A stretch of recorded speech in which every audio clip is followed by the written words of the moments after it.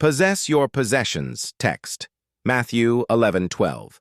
And from the days of John the Baptist until now the kingdom of heaven suffereth violence, and the violent take it by force. In Numbers 13 to 17:38, God has given the children of Israel the promised land, but they still have to fight for it.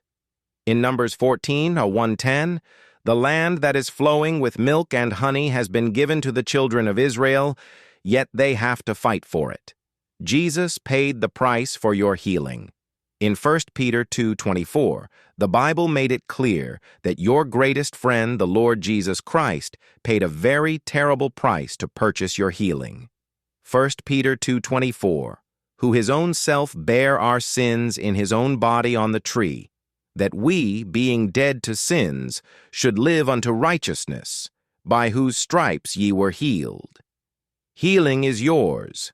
Even though healing is yours, according to John 10:10, there is a thief who comes not just to steal, but to kill and to destroy.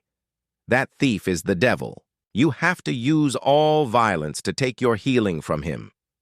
In Mark 2:1-12, they brought a man who was paralyzed from neck downwards to Jesus. There was no room at the door and the windows to pass through. These people decided to get violence. They climbed the roof, broke the roof, and lowered their friend at the feet of Jesus. Jesus saw not just their faith, he saw their violence. They carried the man in, he walked out. Jesus healed a leper. In Matthew 8:1-4, the Bible tells us about a huge crowd coming down with Jesus Christ as he was coming down from the mountain. A leper saw him. He knew that he was not allowed to be seen in public. He knew that if he should be seen, they would want to stone him. If a leper was to come to public in those days, he was to be shouting, "Unclean, unclean," so that people would get out of the way. But this one said, "No, if I'm going to die, let me die. I'm going to visit this one who has the ability to heal me." And he got his healing. "Father, I'm in your house. I must be healed."